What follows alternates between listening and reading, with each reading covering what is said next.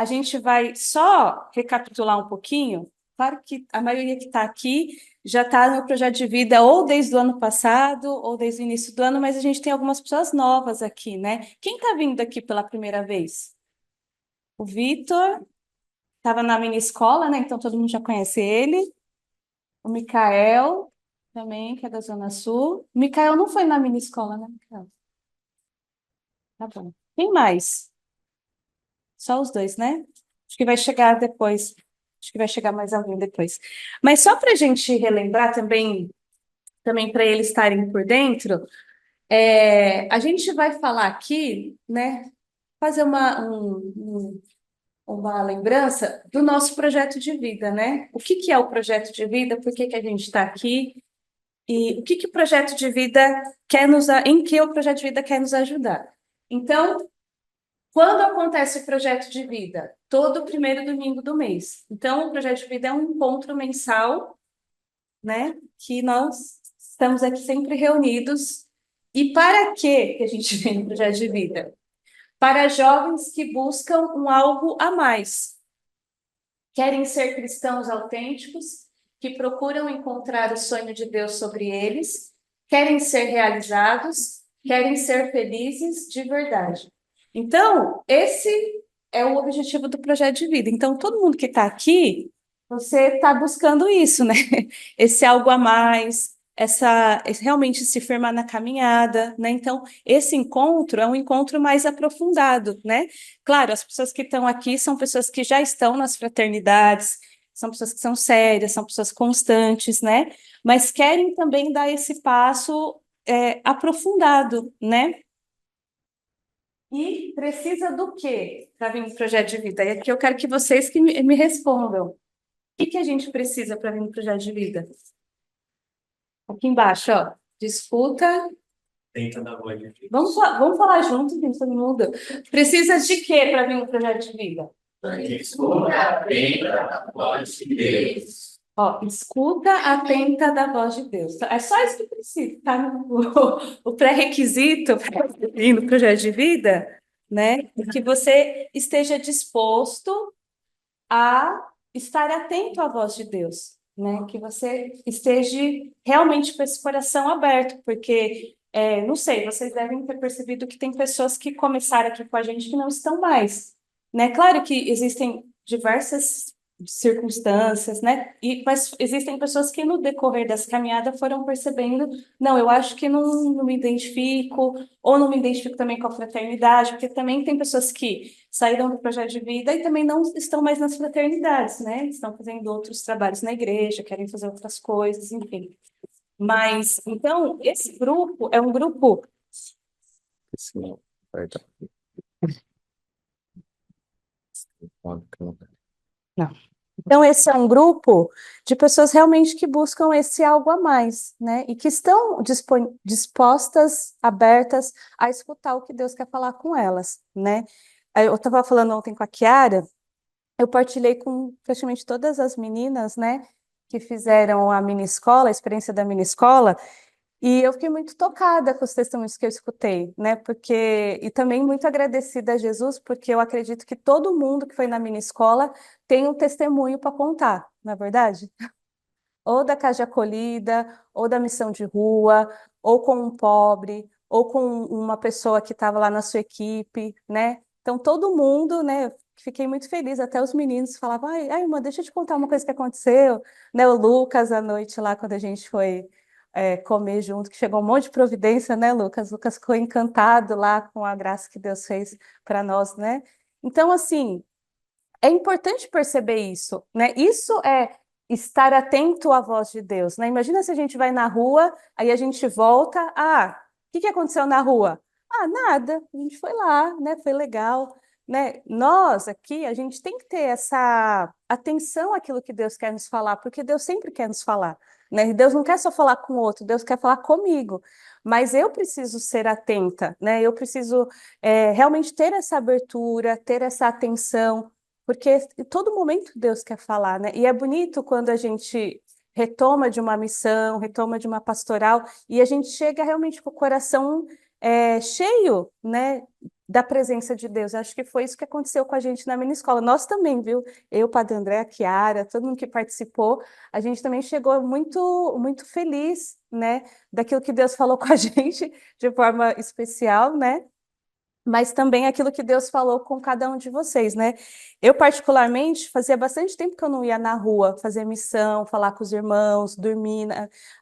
A última vez que eu participei de uma missão de rua, eu fiquei o dia todo trabalhando lá na Caixa Acolhida, fazendo alguma coisa.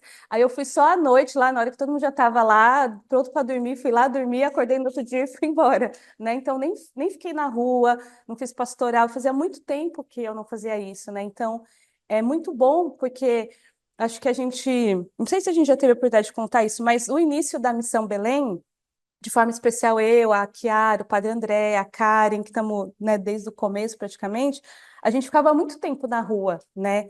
Na verdade, a gente ficava bem pouco nas casas de acolhida e ficava muito tempo fazendo pastoral com os irmãos, como a gente fez, né? Conversando, falando de Deus, chamando eles para vir para a missão. Era, o nosso trabalho maior era esse, assim, né? E fazia muito tempo que eu não fazia isso. Então, para mim também foi um renovo, né? Foi também relembrar o porquê que eu quis vir para a missão, porquê que eu encontrei sentido nisso, né? Então, para mim foi uma experiência também muito bonita, muito forte também ver vocês lá, que são tão novos, né? Também sendo tocados, né? E é bonito ver como a vida da rua nos toca, né? Como as dificuldades que a gente vê na rua faz com que a gente se questione sobre a nossa vida, né? Dá um choque em nós, né? Porque a gente reclama tanto de tudo, a gente tá sempre revoltado, tá sempre insatisfeito, e aí quando você passa na rua e vê um monte de gente deitado com cobertor, gente mexendo no lixo, procurando alguma coisa para comer, gente que está doente na rua, que não tem ninguém para, né, que possa auxiliar ele. Então, é um choque para nós, né? Porque a gente tem tudo, né? A gente não teria tantos motivos para reclamar, né? Então, também muitos jovens, né? Muitos de vocês vieram me falar isso. Nossa, irmã, eu reclamo tanto, mas a vida da rua é uma vida dura, né? Uma vida difícil mesmo. É como os irmãos aguentam. Então, realmente, a gente precisa desse choque, né? Também para a gente se questionar, né? Como a gente está vivendo, como a gente é grato àquilo que Deus nos dá, enfim. Então, o projeto de vida, ele nos proporciona essas experiências mesmo, né? Essas experiências com a missão, essas experiências de amizade, essas experiências com a palavra, para que a gente possa se questionar, para que a gente possa se analisar, né? Porque todas as experiências que a gente vive servem para a gente se olhar, né? E pensar, poxa, mas como que eu estou vivendo as coisas, né? Como que Deus quer que eu viva e como eu estou vivendo, né? Então, é um pouco isso aqui, o nosso projeto de vida. Depois, o nosso dia de hoje, ele vai ser dividido em três partes, né? Em três momentos. Então, o trabalho sobre si mesmo, ser e o que devo me tornar. O trabalho e estudo, ser de Deus para ser para o outro, os outros. E depois, trabalhar para Deus, ser de Deus para ser para os outros. Então, a gente vai ficar concentrado nesses três pontos. E meditar mesmo de forma profunda sobre o ser de Deus no trabalho, o ser de Deus no estudo, né? Não menosprezar o estudo, não menosprezar o trabalho, só pensar na pastoral, mas como que a gente pode equilibrar tudo isso? Então, aqui, se você quiser anotar aí o nosso tema, que a gente vai meditar agora, o trabalho sobre si mesmo, ser o que devo me tornar. Então, anota aí para a gente poder.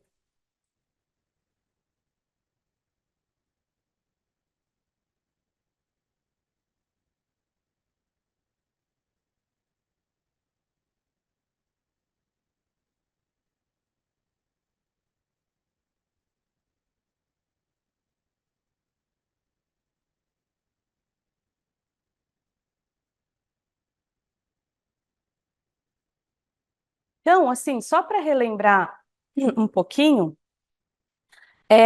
Nos encontros, né, anteriores, a gente está falando muito sobre o nosso atleta aqui, né, que é cada um de nós, né? Esse atleta aqui que está nessa corrida, né, nessa caminhada, dentro do projeto de vida, dentro da fraternidade, né, nessa vida com Deus. E a nossa corrida, né, é a nossa luta pela santidade. Então, a gente está buscando a cada dia ser melhor, a gente está buscando a cada dia se corrigir dos nossos defeitos, né? Lutar contra os nossos pecados, as nossas fraquezas. E a gente sabe que o nosso prêmio e a nossa felicidade é o céu, e o nosso treino é constante, né? A nossa luta, o nosso exercício para a gente alcançar o céu, para a gente alcançar a santidade, não é só um dia, né? É todos os dias. A gente precisa desse treino, a gente precisa desse exercício através da palavra, através do terço, através da missa, através dos encontros. Então, a gente está nessa caminhada, né? E aí a gente também já falou um pouco sobre o nosso personal trainer, né? Que é o nosso diretor espiritual, que vai nos ajudar nessa caminhada, que vai nos direcionar, que vai nos escutar, que vai nos iluminar diante dos problemas, diante das dificuldades que a gente enfrenta, vai nos motivar dentro daquilo que a gente está conseguindo dar passos. E também a gente falou das 5 pedrinhas, né? Que são as ferramentas que a gente vai usar nesse treinamento, né? Que é a confissão, o jejum, a penitência, a leitura diária da palavra, o diário espiritual, a Eucaristia, né? Então, os meus momentos de adoração, os meus momentos na missa. E o meu terço, né? Se eu consigo rezar diariamente, melhor ainda, mas se não, que eu consiga me organizar, mas que eu busque fazer as 5 pedrinhas, né? Que eu me organize para poder ter essa comunhão com Jesus. Então, hoje, a gente vai falar aqui dos braços do nosso atleta, né? Aí, aqui, diante dos braços, está escrito assim: serviço, voluntariado, serviço, trabalho e voluntariado. Então, o que a gente vai aprofundar hoje é a nossa postura diante do trabalho, né? Diante do estudo, diante daquilo que é o meu dever, né? Então, a gente costuma, às vezes, conhecer muitas pessoas que falam assim: ah, eu tenho que ser sério lá na igreja, eu tenho que fazer bem as coisas lá na igreja, mas a escola eu levo de qualquer jeito, quando por qualquer motivo eu falto, a faculdade eu levo de qualquer jeito, o trabalho eu levo de qualquer jeito, chego atrasado, né? Faço as coisas meio assim, e o que a gente queria, né, aprofundar hoje é que isso não é uma postura cristã, né? Um cristão, ele é luz em qualquer lugar que ele chega, no trabalho, na escola, na faculdade, em todos os lugares, né? Eu não posso ser luz somente na igreja, né? Eu tenho que ser luz em todos os lugares que eu for. Então, o nosso esforço precisa ser também ser essa luz. Lá no meu trabalho, com pessoas que não conhecem Jesus ainda, com pessoas que não são católicos, com pessoas que não viveram nenhuma experiência de retiro, como eu vivi, né? Então, as pessoas, elas vão entender a seriedade da igreja, entender a seriedade da pastoral, entender a seriedade da fraternidade a partir do meu testemunho, né? Quando eu for sério, quando eu for responsável, as pessoas vão entender que o que eu faço é uma coisa séria, é uma coisa importante. Então, é um pouco sobre isso que a gente vai falar. Aqui, a felicidade não é alcançada por meio de gratificação pessoal, mas através da fidelidade a um objetivo que vale a pena. Então, a gente também vai falar muito disso, né? Talvez, talvez não, né? Vou dar um exemplo aqui das Olimpíadas, né? Que hoje tá é bem atual, né? A gente está vivendo aí as Olimpíadas, né? Que é uma competição, né? Que movimenta todos os países. Não sei se vocês estão acompanhando. Eu confesso que eu gosto muito de esporte, então à noite às vezes eu vejo algum resumo do dia, assim, fiquei muito tocada com as meninas da ginástica, porque é muito bonito, né, o esforço delas, assim. Mas, como a gente já falou um pouco sobre isso aqui, né, todo esse esforço, né, de treino, né, eu vi uma entrevista da Rebeca Andrade, ela falava que ela treina desde que ela tinha 13 anos. E ela é uma das melhores ginastas do mundo, né? Hoje ela está entre a segunda melhor ginasta do mundo. Mas ela está correndo por um prêmio perecível, né? Como São Paulo diz, né? Um prêmio que acaba, né? Não é um prêmio eterno aqui. Aqui eu não estou falando dela como pessoa, tá, gente? Nem conheço ela. Eu acho que ela é cristã, porque eu vi ela falando alguma coisa, né? Que ela vai na igreja, alguma coisa assim. Mas é que eu estou falando da questão do treinamento mesmo. Porém, a nossa luta, o nosso treinamento, O nosso esforço na caminhada com Deus é para um prêmio que vai além dessa vida, né? Que é a nossa vida eterna, a nossa vida com Deus para sempre, né? É isso que está em jogo aqui, né? E a gente precisa levar isso com muita seriedade. A gente não pode pensar que, tá bom, dá tempo, eu tenho só 15 anos, eu tenho só 16 anos, eu tenho só 20 anos. Mas é hoje que a gente tem que buscar mudar, né? É hoje que a gente tem que buscar se aplicar. E eu acho que um exemplo muito bonito, muito forte dos atletas que nós, cristãos, deveríamos imitar é a seriedade que eles têm, né? No treinamento, na determinação, no foco, para aquele objetivo, né? A Rebeca Andrade falava assim: olha, eu abri mão da minha vida por conta, para ser uma atleta. Então, eu não saía com os meus amigos, eu treinava de segunda a sábado, às vezes de domingo, eu treinava 8 horas por dia, eu tinha uma alimentação regrada, eu fazia tudo em prol da minha carreira como atleta. Gente, imagina se a gente falasse isso, olha, eu faço tudo em prol da minha caminhada com Jesus. O que que nós seríamos? Hã? Fala forte, Léo. A gente seria santo, né? Porque imagina, né? Ela falava assim, acho que a gente podia até um dia, Kiara, pegar uma reportagem de um atleta e fazer um paralelo com o que São Paulo fala, né? Sobre essa corrida da fé mesmo, porque é muito forte, né? Os exemplos que ela dava, alimentação, olha, não posso comer doce, tive que tirar açúcar, tive que tirar isso. E eu ficava pensando, meu Deus, né? Às vezes a gente para fazer um dia de jejum, para tirar uma coisa que a gente gosta, a gente reclama tanto, a gente acha que é demais. Entende? Quando a gente tem um objetivo, nada é demais. Porque ela está fazendo tudo isso, né, claro, por uma carreira, né? Ela também é uma pessoa que tem realmente tem um potencial muito grande, senão ela não teria chegado onde ela chegou. Mas nós também temos esse potencial da santidade.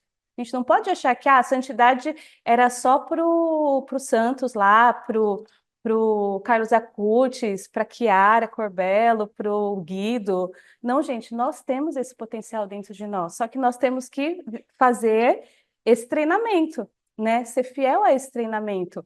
Se a Rebeca Andrade não tivesse se determinado, talvez ela não teria chegado onde ela chegou. Talvez ela não fosse uma campeã olímpica, talvez ela não fosse uma campeã mundial, talvez ela não teria é, colocado para fora e entendido todo o potencial que ela tem. Mas quando ela entendeu o potencial que ela tem, onde ela poderia chegar, ela se determinou e ela alcançou o objetivo dela. E é muito bonito isso, né? Quando uma pessoa é determinada. Mas, assim, né? Como a gente está aqui no caminho de Deus, tudo a gente traz para as coisas de Deus, né? E eu pensava isso, né? Como o Leonardo falou, meu Deus, se a gente fosse determinado no jejum, na vida de oração, né? Na disciplina, na luta contra o pecado, a gente seria santo. A gente seria santo muito rápido, né? Porque eles, os atletas ali, eu estou dando o exemplo da Rebeca porque eu vi uma entrevista dela que me chamou muita atenção. A gente poderia pegar diversos exemplos, né, de pessoas que estão treinando há anos para chegar lá na Olimpíada e dar o melhor de si, né? Então, a gente precisa se questionar diante dessas pessoas do mundo, né? Eu estou dando o melhor de mim naquilo que eu faço? Né? Dentro da minha fraternidade, lá no encontro de sábado, eu faço o possível para estar lá, eu coloco esse encontro como prioridade, né? Eu coloco como algo que é importante para mim, que vai me ajudar. Eu coloco, né, o diálogo, a gente falou mês passado sobre o diálogo na direção espiritual. Eu coloco isso como uma ajuda, como algo que realmente eu preciso dentro da minha caminhada, né, a missa de domingo, eu coloco como também uma prioridade. Eu preciso estar na missa, eu preciso fazer bem o diário espiritual, porque isso aqui, gente, é o nosso treinamento, né? Talvez você não precise de um treinamento tão rigoroso, né, como a Rebeca Andrade, mas o treinamento que Deus nos pede, a gente precisa ser fiel, a gente precisa ser determinado, senão a gente não vai conseguir, né? Mas não vai conseguir porque a gente não é capaz, porque a gente vai dar aqui dois exemplos de duas pessoas que, humanamente, e as pessoas ao redor delas julgavam elas muito incapazes, mas quando elas se determinaram, vocês vão ver o tamanho da graça que Deus fez na vida deles. E na nossa vida também não é diferente, né? Deus também pode fazer algo na nossa vida, se a gente quiser, né? se a gente estiver disposto. Qual meta tenho para esse mês para me tornar melhor para Deus e para os irmãos? Então, escreve essa pergunta aí e na hora do deserto você vai pensar um pouco sobre ela, tá bom? Qual meta tenho para esse mês para me tornar melhor para Deus e para os irmãos? A gente está no dia 4 de agosto, tá? A gente vai se encontrar de novo, provavelmente daqui a um mês. Então, você vai ter um mês não, você tem que já pensar agora, né, nesses primeiros dias, numa meta, para você ser melhor para Deus e para os irmãos, né? Porque quando a gente é melhor para Deus, consequentemente, a gente é melhor para os irmãos. Então, qual meta que você poderia assumir nesse mês? Aí você pode pensar como que está a sua vida de oração, como está a sua frequência na fraternidade, como está o seu empenho, né, no seu trabalho, na sua casa, como está seu convívio com as pessoas. Não sei, né? Estou dando aqui alguns exemplos, mas você sabe bem o que você precisa melhorar, né?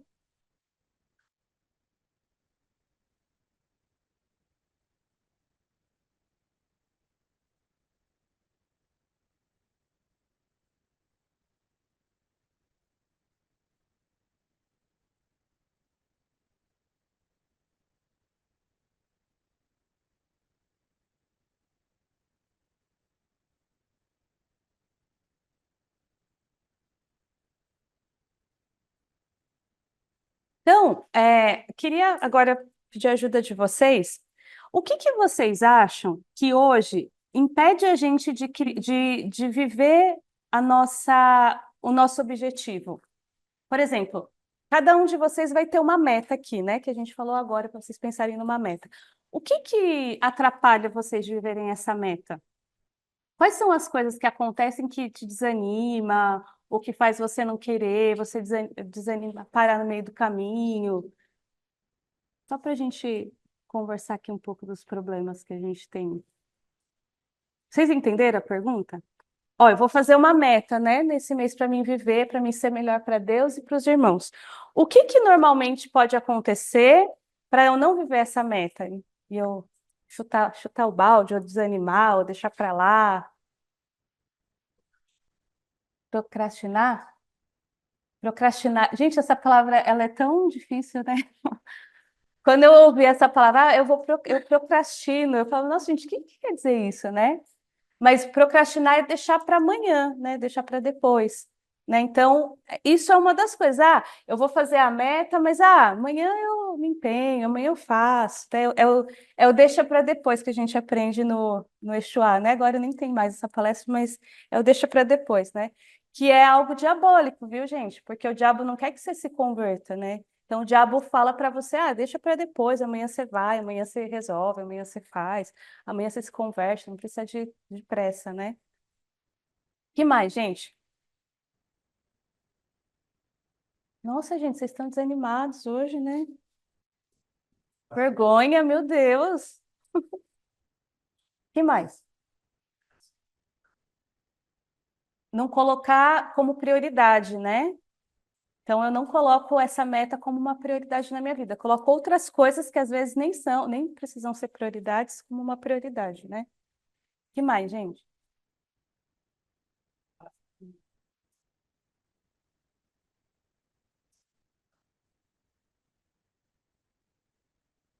Uhum. Eu quero fazer sem contar com a graça de Deus, né? Eu quero me esforçar sem pedir ajuda de Deus, né? Que também é um orgulho, né, gente? Porque eu não consigo fazer nada sem Deus, né? Eu preciso muito da ajuda de Deus. Que mais, gente? Fala, Fábio, você tá olhando o Léo aí. Gente, o Léo e o Fábio, eles são parceiros mesmo, que um fica olhando pro outro, aí ele faz um sinal assim. Fala, gente, fala vocês dois, o que vocês estão pensando aí? O orgulho? É? O orgulho de querer fazer as coisas sem Deus? Que mais, gente? Inconstância, verdade, né? Inconstância. Hoje eu quero, amanhã eu não quero mais. Depois eu quero ser santo, quero ser um Carlos Acutis, depois não quero mais, né? Que mais, gente? E a preguiça? Hã? Ninguém tem preguiça aqui? Preguiça, né, gente? Tem dia que a gente acorda com vontade de ficar deitado, né? Não é? Eu acordei, mas eu queria ficar lá deitado o dia inteiro. Então, a preguiça também nos impede de cumprir as metas que a gente coloca. A indisciplina, né? A preguiça também está muito próximo da falta de disciplina, né? Porque quando eu tenho disciplina, eu me determino, né? E aí eu tenho que lutar contra a preguiça, né? A tristeza, né? Às vezes a gente se entristece com alguma situação, com alguma pessoa, aí a gente acha que não vale a pena e mistura tudo na mesma, né, na mesma situação ali. O pecado, né, uma vida de pecado. Quando eu tô fora da graça de Deus, eu não vou cumprir as metas que eu me propus, né? Não tem sentido, não vou dar sentido para isso, né? E também uma coisa que às vezes a gente fala muito dos jovens, a gente não, né? A sociedade hoje, que é a moleza, né? Quer ser mole, assim, né? Ser fraco, né? Não ser não buscar a fortaleza, né, das coisas. Então, precisa fazer tal trabalho, mas eu não consigo, mas é muito difícil, mas é muita coisa, né? Essa moleza, assim, né? Então, eu acho que todas essas coisas que a gente falou, talvez a gente se identifique com alguma delas, né? E aí eu preciso pensar realmente, né? Como fazer para superar isso, né? Como me vencer? Como vencer esse vício, esse pecado, essa fraqueza, né? Aí aqui a gente vai. Não sei se vocês conhecem, né? Tá, só para a gente finalizar essa parte aqui, tudo que queremos alcançar de duradouro exige esforço, né? Então, tudo que a gente for fazer, né? Quando a gente começar a trabalhar, né? Aqui tem bastante gente que já trabalha, né? Na escola também, por mais que, eu estudo em escola pública, os professores nunca vão, a gente vai ir daquele jeito. Mesmo que aquilo que eu esteja não é o melhor, mas eu tenho que dar o meu melhor, né? Eu tenho que estar lá, eu tenho que fazer bem as provas, eu tenho que estudar, eu tenho que entregar os trabalhos, independente de como a situação é, né? Tudo que eu vou fazer, tudo que eu me proponho a fazer, eu preciso desse esforço, preciso me esforçar, né? Não posso fazer as coisas de qualquer jeito. Aí aqui a gente vai falar um pouco. Vocês estão copiando essa frase? Não pode.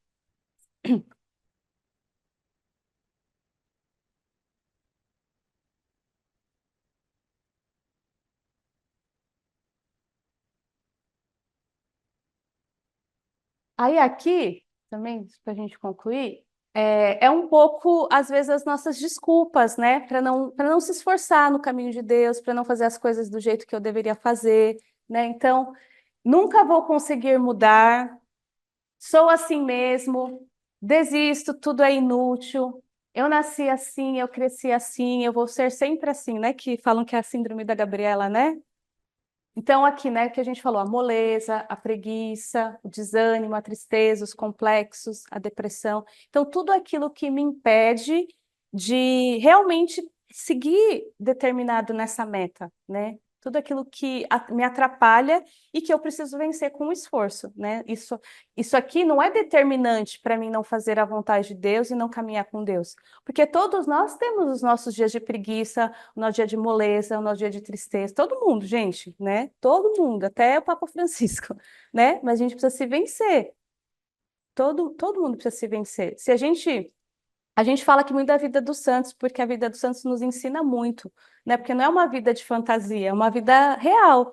Quando a gente entende que os santos eram pessoas comuns, iguais a nós, a gente vê esse lado humano, de desânimo também, de dias que não são bons, de dia né, de não querer rezar, de achar que Deus esqueceu dele. E aí você vê que quando ele busca, quando ele se esforça, a graça de Deus alcança ele e ele consegue, né? Também na nossa vida é assim também, né? Então aqui a gente vai falar, não sei se vocês já ouviram falar dele, mas é um santo muito, muito, muito especial, que ele se chama, vamos repetir aqui junto para ninguém dormir? São João é o famoso santo cura d'Ars. Esse santo, gente, eu acho que é um exemplo muito, muito forte para todos nós, né?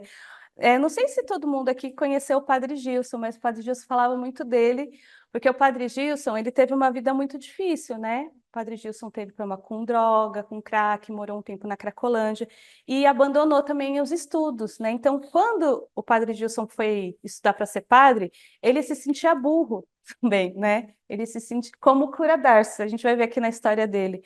E o Gilson falava muito dele, né? Que ele era um exemplo para ele como pessoa, porque ele, apesar do baixo nível intelectual, a gente pode dizer assim, ele não era o melhor da sala, na verdade ele era o pior. Isso não foi determinante para ele não ser padre e não fazer a vontade de Deus. Porém, a gente vai ver como ele enfrentou essa situação, né? Então, aqui eu vou ler, mas depois vou contar aqui um pouco da história dele.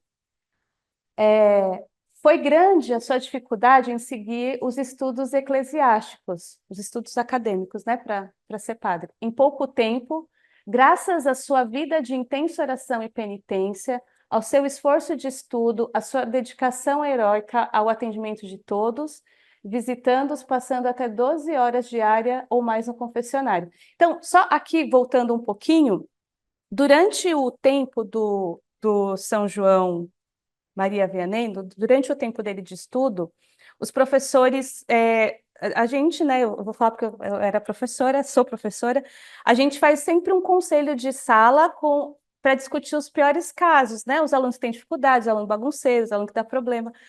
E aí, nesse conselho, os professores falaram assim para o reitor: olha, ele é um burro, ele é uma pessoa que não tem capacidade, não tem condições de finalizar os estudos para ser padre, porque para ser padre, né, para fazer teologia, precisa estudar latim, precisa estudar hebraico, e ele não conseguia estudar isso, ele não conseguia guardar o conhecimento, né? E aí o reitor foi conversar com ele e falou: olha, os professores falam que você não tem condições, né? Os professores falam até que você é burro.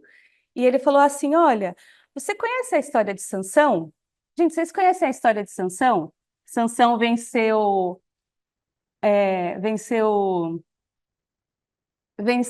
uma dificuldade com a queixada de um burro. Vocês sabem dessa história?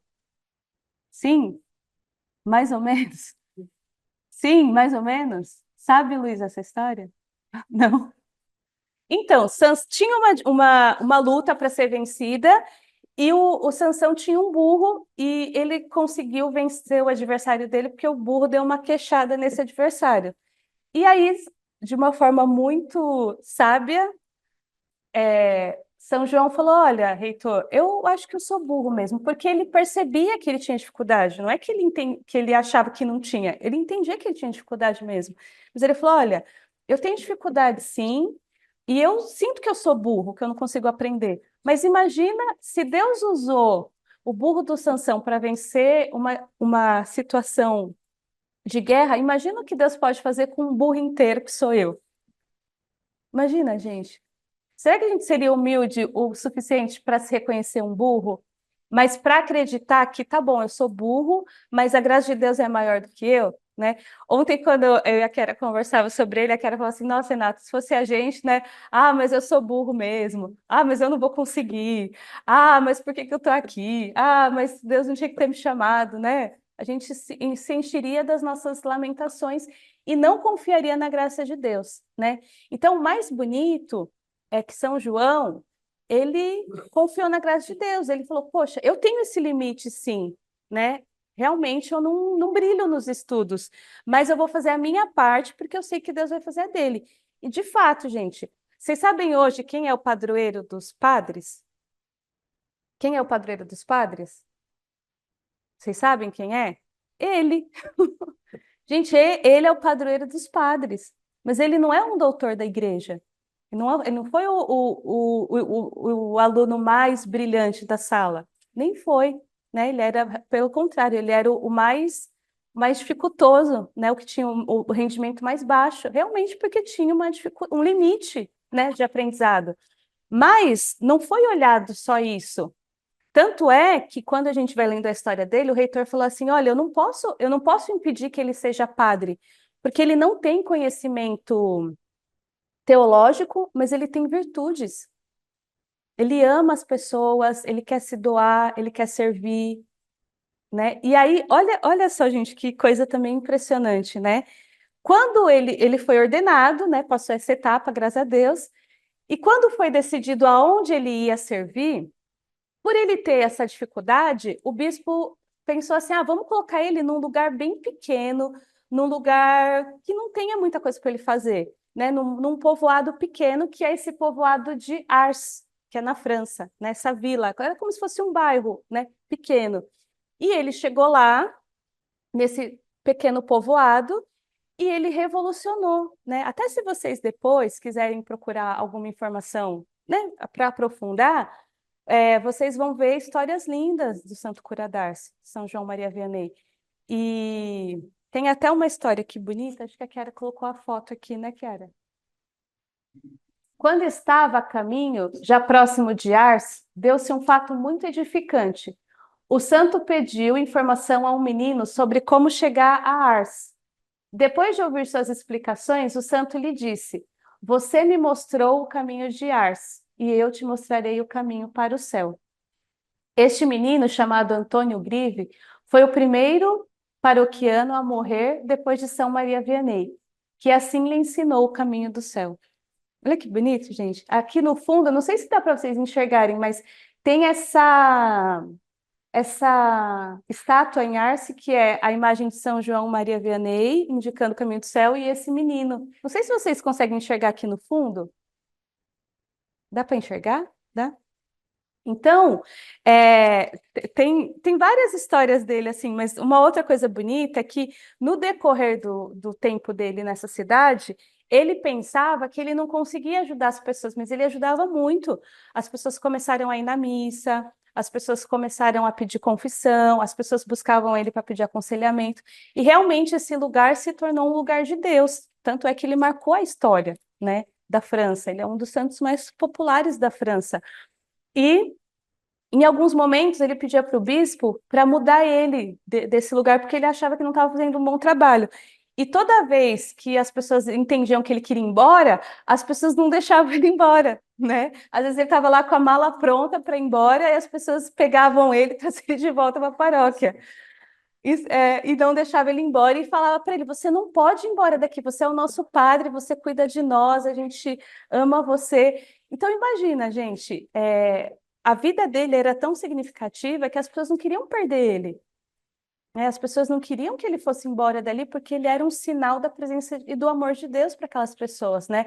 Era um homem extremamente de oração, era um homem extremamente de sacrifício, né? De realmente entregar, fazer sacrifício pelas pessoas que ele acompanhava, fazer sacrifício pelas pessoas da paróquia dele ali. Então, uma vida muito significativa, né? E aí aqui, gente, o exemplo, né, que a gente quer dar é esse, que a gente não pode parar nas nossas dificuldades, né? Todos nós temos dificuldades aqui, todos. Se a gente for comentar aqui, a gente vai começar a chorar, né? Um com as dificuldades dos outros. Mas a graça de Deus, ela é muito maior do que a nossa dificuldade. E a graça de Deus nos leva além. Imagina se o Santo Curadar estivesse parado na dificuldade dele. A gente não teria um dos maiores santos da igreja, a gente não teria esse exemplo para os padres, a gente não teria esse exemplo de santidade, entendeu? Se ele tivesse parado. Ah, porque eu não consigo aprender latim, eu não consigo aprender hebraico, então não posso ser padre. Ele falava para ele mesmo: tá bom, eu tenho dificuldade, mas eu vou ser padre. O meu coração é um coração de padre, eu não posso ser outra coisa. Entendeu a diferença, a determinação, né, o foco ali? Então, é isso. Aqui um pouco a história que eu já contei, né? João, os professores não o consideram apto para a sagrada ordenação ao sacerdócio. Alguns o chamam de burro que nada sabe de teologia. Como podemos promovê-lo ao sacramento do sacerdócio? A resposta que São João Maria Vianney lhe deu se tornou célebre. Monsenhor, Sansão matou 100 filisteus com a queixada de um burro. O que acha que Deus poderia fazer com um burro inteiro? Que bonito, né, gente? E que humilde, né? Então, se você se considera um burrinho, ó, Deus pode fazer muito com você. Alcançou de Deus que o povo de Ars se tornasse católico fervoroso. Ele teve fé, teve amor, teve constância, foi forte, teve zelo, teve caridade ardente, teve virtudes. Tá, aí aqui a gente quer dar também um outro exemplo também de persistência, de perseverança. Eu queria mostrar o vídeo primeiro e depois a gente pode conversar para a gente... Não sei se vocês já viram, gente, essa pessoa aqui, mas é um vídeo que também nos questiona.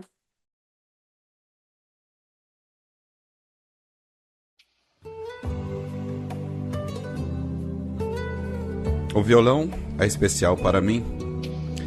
Este era do meu pai. E tomei emprestado dele para brincar no começo, mas foi algo que me levou a poder fazer música.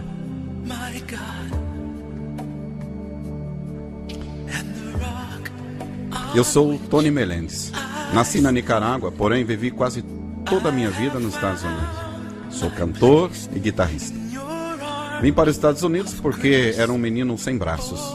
A medicina da Nicarágua não era tão avançada e o remédio talidomida foi dado para minha mãe quando ela estava grávida de mim. E me deixou assim. Nasci assim, sem os braços. Quando pequeno, não entendia que não tinha os braços. Mas logo as crianças gritavam quando me viam: "Olha, o menino sem braços!" E eu me doía muito o coração. Doía muito. Quando jovem, eu aprendi a fazer tudo com os pés. E eu queria ajudar a mim mesmo e ajudar as pessoas e a minha família. Tenho 2 irmãos. Meu irmão trabalha comigo. Meu pai já morreu, mas mamãe ainda é viva. O pai e minha mãe se sacrificaram muito para criar seus filhos. Meu pai deixou seu país para cuidar de mim e dizia: "Você tem que tratar-se." E eu sempre sonhava em casar-me. Mas as jovens se assustavam e diziam: "Um rapaz sem os braços!" Porém, um dia eu conheci uma jovem belíssima, chama-se Leia, é a minha esposa. Desejávamos uma família e como não podíamos ter filhos, tivemos que adotá-los. Fomos a El Salvador e adotamos uma menina. E na Nicarágua adotamos um menino. A música sempre esteve no nosso íntimo. Desde pequenino eu já cantava e papai tocava violão e mamãe cantava. E só sei de que recebi esse talento, esse dom de Deus. E que eu sempre queria ser normal para tocar violão também. Afinal, o violão era diferente, eu praticava 6 a 7 horas com a música. Começou a fluir e fluir como música de verdade.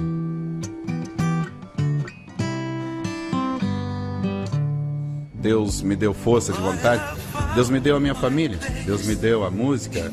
Com a música eu me sinto bem conectado com meu Deus. Isso me ajudou a receber e eu cantava de coração. Algumas pessoas me perguntavam: "Tony, por que você tem-se tão inteiro?"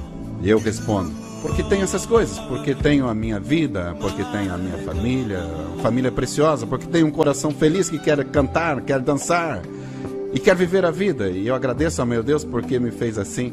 E aos olhos de Deus, eu sou inteiro.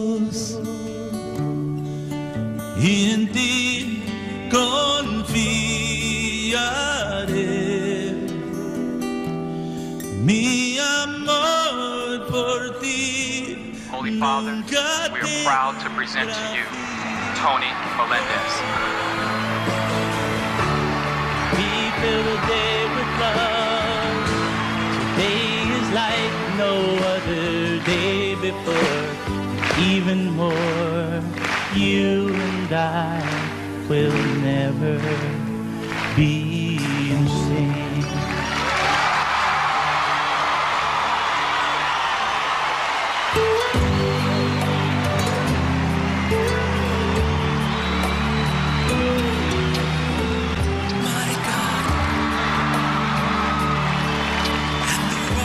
Tony, you are truly a courageous young man. You are giving hope to all of us. My wish to you is to continue of giving this hope to all the people. Deus está sempre na minha vida.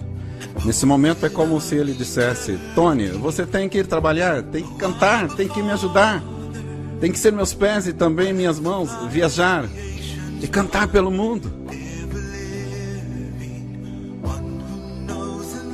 Eu digo a uma pessoa como você: tens os braços, as pernas, tens tudo, tem tudo. E dizem: não posso, não consigo. Pode sim, você pode. Dizem-me: Tony, você é um milagre. E eu sempre digo, quando batem as mãos, quando levantam as mãos, isso para mim é um milagre. Por favor, não me digam que não pode. Não me digam que não pode, porque podem sim fazer muito e muito mais. Levantem-se e digam: eu quero, eu posso, eu vou mover-se para frente. Tem um mundo inteiro que está só esperando você dizer sim.